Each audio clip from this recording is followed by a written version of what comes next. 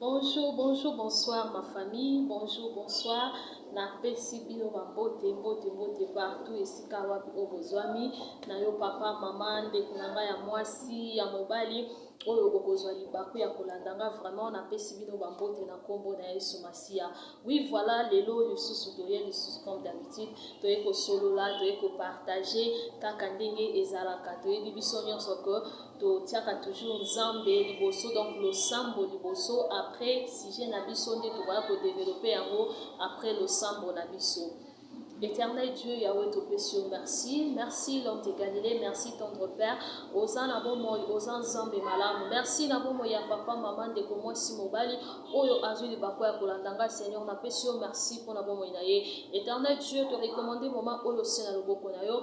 Koloza Nabiso, du début jusqu'à la fin. Tia Malobakati Nabiso. Tikete Oto Lingito, partager Yahweh Ebo Tambouma, et Salamisala Kati Nabavi Nabiso.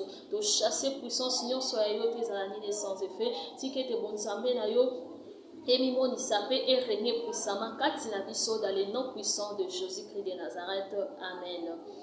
Voilà, merci beaucoup. Et ceux qui peut-être aux ambala na ya liboso ya cause occasion ya kolanda biso, voilà biso to bandara toujours na lo sambo po pema oyo toza na ngweza makasi na biso te ezaka nzambe wana nde azopesa biso et après to senga na biso to yeba ko s'abonner vraiment na senga na biso na motema mobimba to s'abonner vraiment to liker to partager pourquoi pas ba commentaire na bino et ko sala biso bien makasi.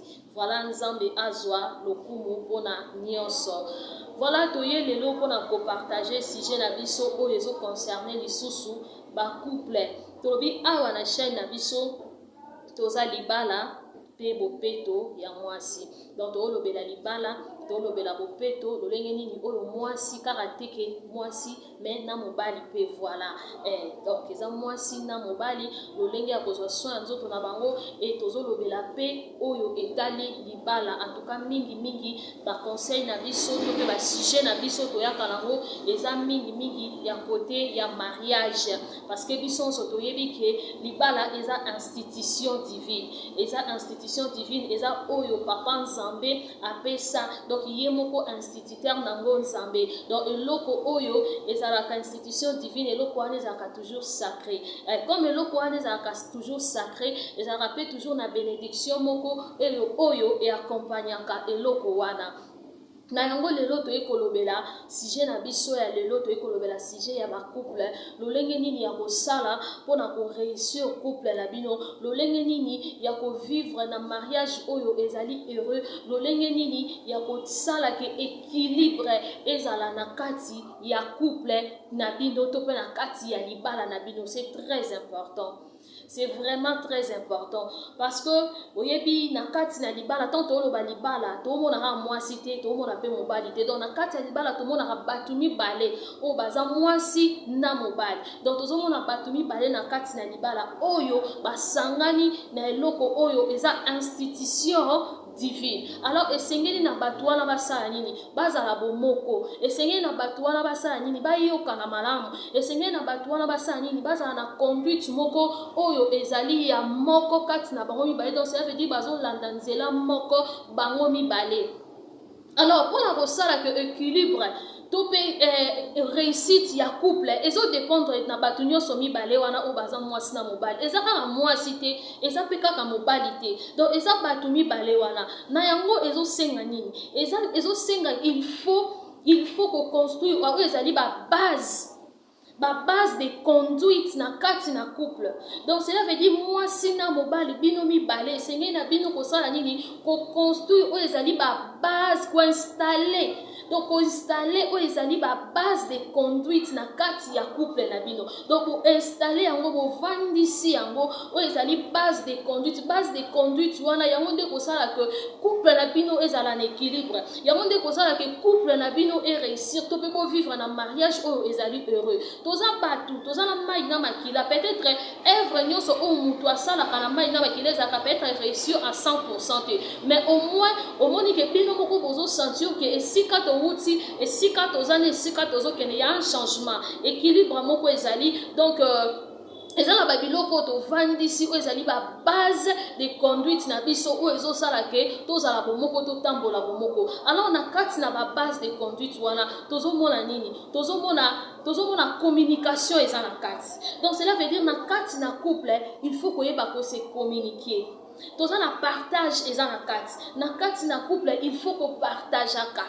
Koloko solo la kako partageaka na kati wana tozomona écoute eza na kati koyoka muninga moko pe mususu et tozomona respect eza na kati et na suka nango c'est l'amour parce que batu oyo mibale basangani pona bolingo. Donc jamais bolingo ekoki kozanga na kati ya ba base de conduite oyo ezali ya couple. Donc cela veut dire bolingo ekoki kozanga te.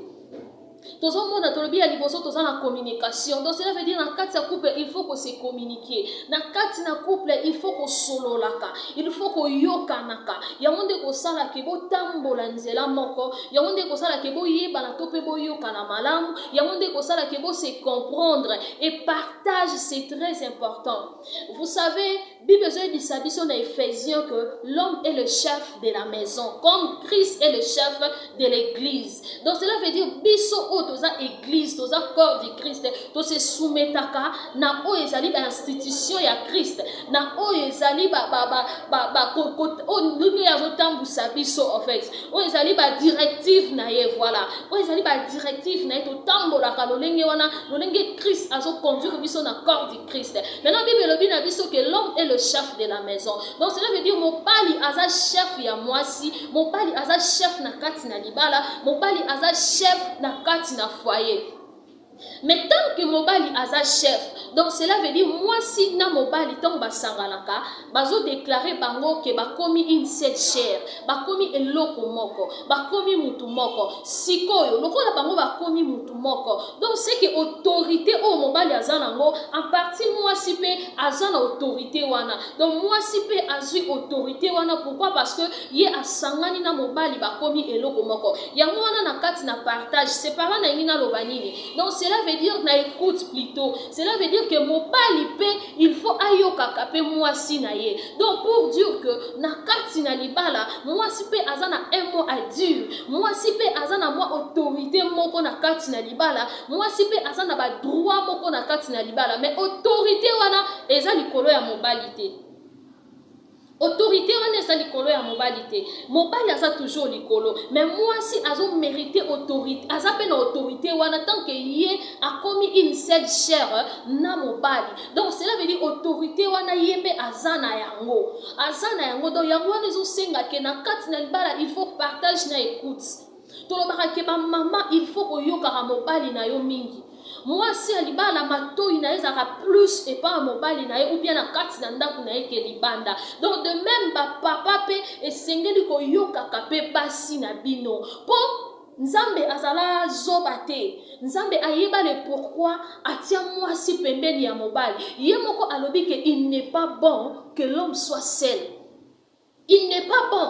Donc il n'est pas bon que l'homme soit seul. Alors il n'a pas seul être semblable na ye ou à cause la pembeni na ye.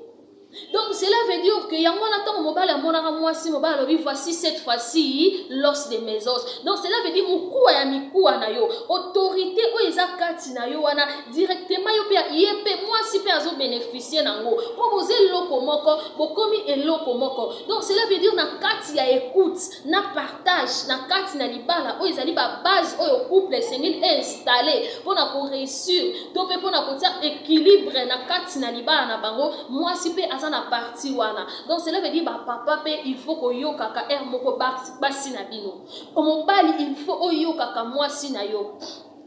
Toi na 21e siècle, tout ça les sous-soutien na batam moko boy au moins si peut-être azalaka esclave, azalaka na mot à dire te, azalaka na nini te. Non, pour dire que libala est un domaine ya collaboration. Donc cela veut dire moi si na mobali il faut collaborer. Il faut collaborer parce que tant que vous collaborer, moi si pe mobali azo considérer mutu oyo aza pembeni na ye, c'est ça équilibre et kozana na kati na couple. Parce que ce qui collaboration ezate libala wana kozana équilibre te. Couple wana eza pas pour vivre couple moko erré. Eza pas pour couple wana réussir totalement. Parce que na kati ya libala eza soit réussite soit shit. Mais réussite ou bien shit wana et dépend de kana. Moi cité ils ont dépendre pe kana mobali te. Donc mobali kutu ndaza chef. Moi ça ça ko se soumettre na mobali. Mais en partie moi si pe azana autorité moko. Moi si pe azana eloko moko o yebe aye na moko a bénéfice a transmettre na kati ya libala, na kati ya couple na bino. Donc cela veut dire papa il faut pe un moko ko yokaka mingi basi na bino.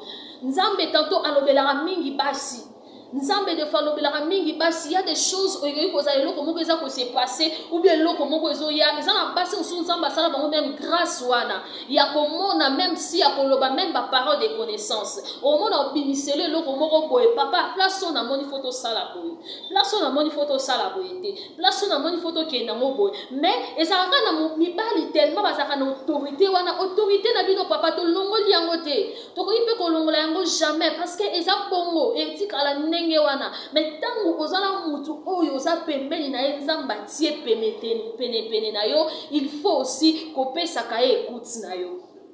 Il faut aussi qu'on yokakaye. Il faut qu'on soit temps à partager. Donc cela veut dire que mon bali na kati na libala azawana karate po a se décider yemoko. Azawana karate po azo ba décision nyonso na kati ya libala yemoko to pe na kati ya ndaku yemoko. Non, ozana chair de ta chair. O aza pene na yo. Ozana mutu o yo na bozo collaborer parce que bon mariage est domaine à collaboration. Il faut collaborer. Tant que bozo collaborer nde bozo mona que notre ozo évoluer ou bien tozo évoluer te. Tozo même exemple ya entreprise neto monaka. Au moins na kati na entreprise baza o bazo collaborer na kati entreprise to pe na business songolo. Basala rani ba se collaboraka. Ba yoka na ka ba partageaka. Po ba yeba na kosala ni to yeba est-ce que tozo tambola bien ou bien tozo tambola bien te. Est-ce que tozo kende vers tozo kende bien, tozo kende lokolo moko ou bien tozo kende parce que libala est sacré.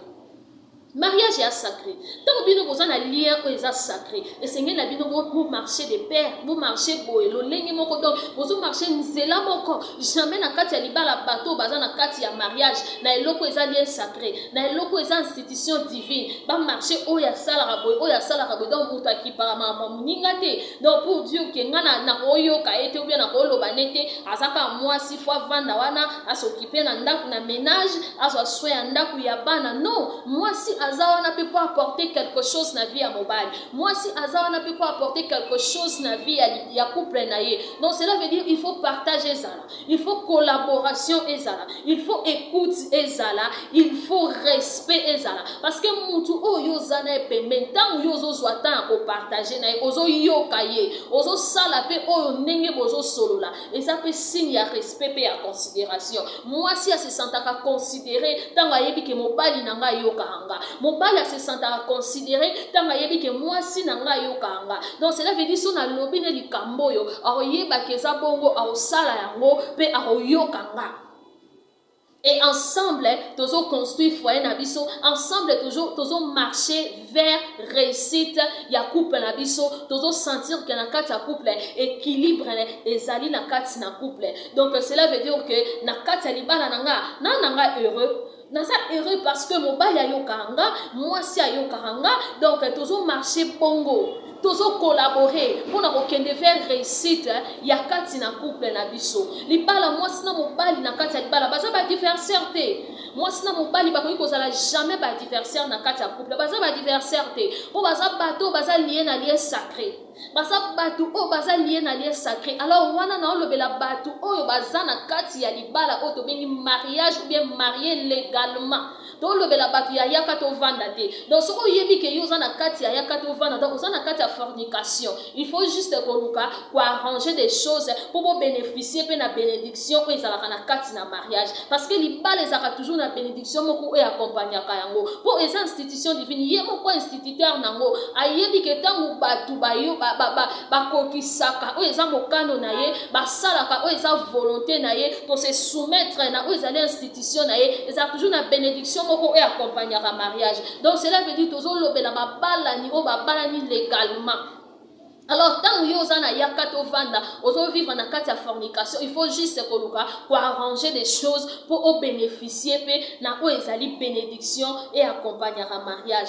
Donc, pour dire que dans la il faut installer une base solide, installer une base. Oyo toti kotanga wana ko installer ba base wana ndezo sala que communication o toti koloba tolobi partage tolobi écoute tolobi respect tolobi amour et ça biloko oyo ezo lakisa que na kati ya libala na biloko wana soki evandi en tout cas bokolonga na bino bokolonga bien que toza na kati ya mokili toza na kati ya libala donc ba biloko ya mike ezanga nango te ezalaka nango toujours ezanga kate mais déjà tant on installer biloko wana oyo eza base na bino oyo bino bozozala conduit na yango elikolo nango saint esprit aza kati na bino donc mariage wana ezala mariage ere bolinga te bon za na mariage o boko banda ko se comprendre facilement donc bolonga déjà ko te lokwana donc on se comprenaka cela veut dire tant to vandi to partager tant to vandi to loba to solola so mobali alobi mwasa yoki so mwasa alobi mobali ayoki ale basai nini ba balancer yango batali ye nini ya malamu to zwa nini ya mabeto sa nini to bwaka donc équilibre na kati na couple ezala makasi ezo régner makasi to vivre na mabala te o ezali libala bozo vivre lokola mutu na mutu azo kipe ya ye libala ndenge wana okomona ke donc yo moko donc omomona kake o vivre kana kati ba problème ozo vivre kana kati ba problème parce que oza yo moko or na kati libala eza batu mibale donc to lo baraba donc bible zo ba ke ba sangani ba komi parce que bo sangani boza lié na lié sacré mais boza deux personnes o bo sangani alors na kati deux personnes wana moko pe mususu foko yokana moko pe mususu foko se considérer moko pe mususu foko partager za la communication ezala libala so bozo ko se communiquer te boyeba na ndenge nini bokoyeba na ndenge nini bokoyeba ndenge nini ke ya mabe koti na kati ya couple na biso to pe ya malamu nde koti bokoyeba ndenge nini ke il faut to sala boye pour to réussir ou bien to sala boye et ça passe donc cela veut dire que il faut toujours collaborer na kati na libala. Il faut toujours collaboration ezala. Il faut toujours partager ezala. Il faut toujours koyoka na écoute ezala na kati na libala.